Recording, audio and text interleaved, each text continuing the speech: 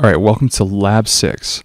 So this is actually one of the cooler labs in my opinion, and it goes over one of the cooler attacks that's come out probably in the past 20 years or so.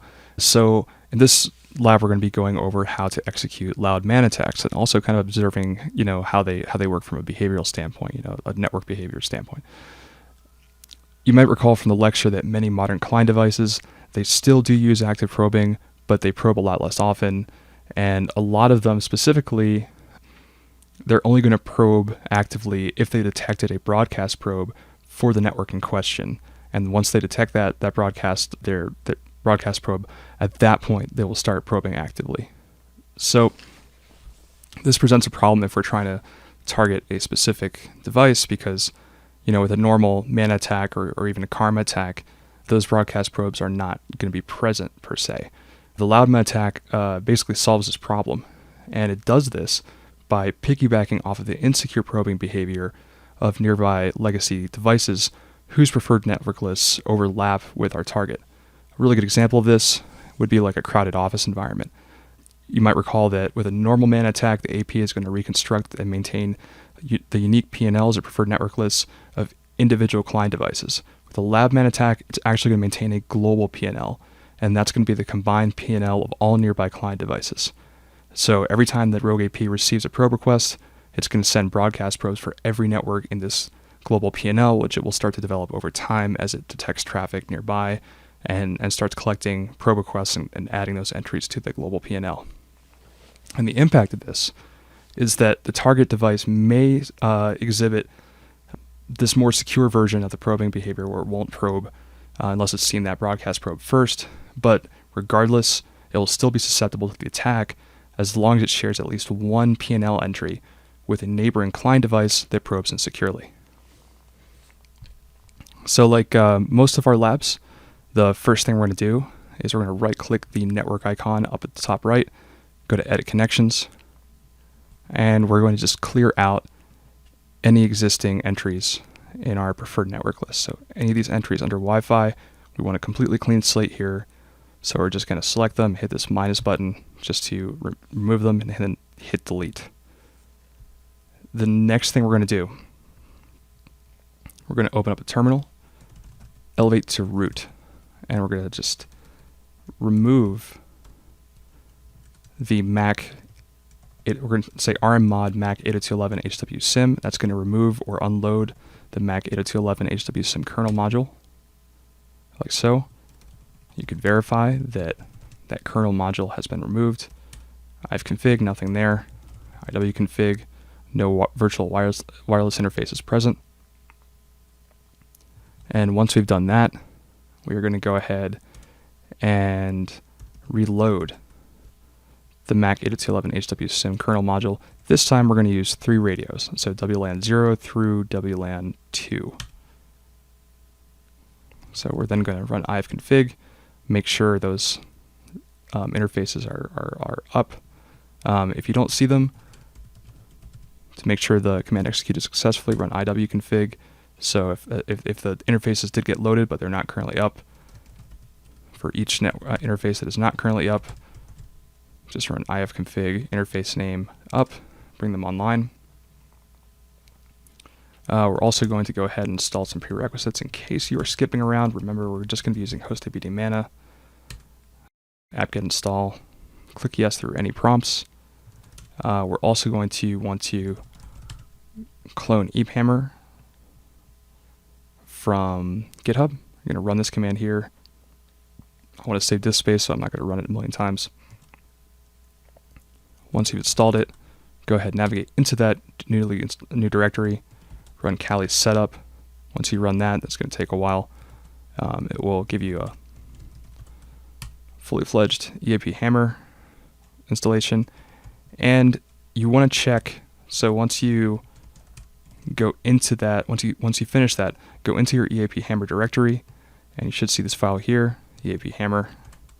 Just double check that the current version you're running does not say Python 3.8. If it does, at the very top line of this file in your text editor of choice, just go ahead and modify that to just say Python 3. Once you've done that, should be good to go as far as prerequisites go. We are going to want to populate our PNL, and we're going to do things a little differently. Up until this point, we've been adding network connection profiles, but we haven't been assigning them to specific interfaces. In this case, we're going to treat our interfaces as specific Wi-Fi devices. So for each of these, the first thing we're going to do is going to create a new connection, Wi-Fi, create. We're going to label it according to the interface that's going to be using it. So we're going to say WLAN1, apples, SSID set to apples, device. Go ahead and select WLAN1. Hit save. Now we're going to go to Wi-Fi. Basically do the same thing again. We're going to create a new connection, WLAN1, oranges, SSID is set to oranges, device, again, we're going to explicitly select this profile is going to belong to WLAN1. Go ahead and hit save again. Do the same thing. This time, we're going to create WLAN1 grapes as our connection name, SSID set to grapes, device set to WLAN1. Go ahead and hit save. And now we're going to start adding devices that belong, or network profiles that belong to our WLAN2 device. So we're going to hit Wi-Fi, hit create, WLAN2, apples, SSID, set to apples, device, WLAN2. Go ahead and save. So this apples network is going to be the overlap in the PNL between WLAN2 and WLAN1. We're now going to go and add one more connection, one more Wi-Fi connection, should I say. Going to name it WLAN2 pairs, SSID set to pairs, assign it to WLAN2. And I'm just going to go ahead and double check this. Okay, cool. That's what it should be. Now that we've done that, go ahead and close out of that prompt. Hit the X at the top right. In our terminal, we are going to go ahead and say nmcli connection show. And unlike the previous Karma and Mana Labs where we make all these hidden networks to encourage active probing, in this case, we're only going to do it for WLAN2's apples profile. So we're just going to copy the UUID that corresponds to that, say nmcli connection modify, go ahead and paste that UUID, say Wi-Fi.hidden, yes. And I'll show you how to do this in Mana, or HostDBD Mana next, but just to get cut right to the chase here, we're going to go ahead, first thing we're going to do, make another network terminal, or network, should I say, terminal emulator tab. Go ahead and elevate that to root as well with sudo -s. Go back to your first terminal, the one within your EAP Hammer directory. And we're going to run this command here. EAP Hammer, channel 6, ESSID set to mana. Cloaking, we want full cloaking. We're going to say we want to enable mana. We want to just use captive portal again because it's reliable for doing these open networks. It's, not going to try any EAP cred captures and stuff, which we haven't gotten into yet. We're going to say interface set to WLAN0. Notice we didn't bother, setting that to managed yet. That's because this will do it automatically. And then we're going to add this final flag here, which is tac loud, which will enable loud mode. So we're going to go ahead and hit enter to run that command. I'm going to go ahead and restart Network Manager. Using systemctl restart Network Manager. I'm going to say systemctl status Network Manager. Make sure it actually loaded successfully. And you'll notice that despite the fact that WLAN1 does not have that entry in its PNL as a hidden network, right? So it's not actively probing under normal circumstances. Surprise, surprise. When we said that active probing doesn't actually happen with these modern network manager implementations within Kali Linux, That was close to the truth. In actuality, it does exhibit this specific probing behavior that we talked about, which is why when we ran this command, despite the fact that the only hidden network, which is, remember, these hidden networks force active probing in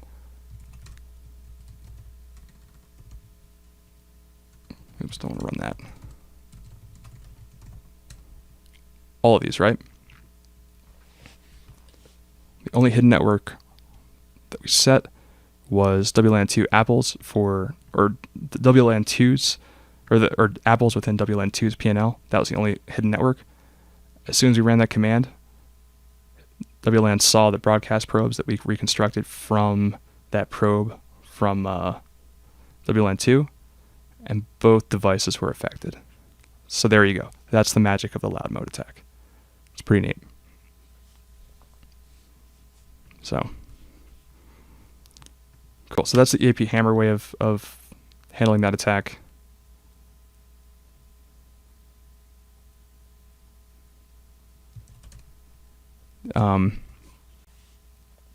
So if you want to do this in Mana,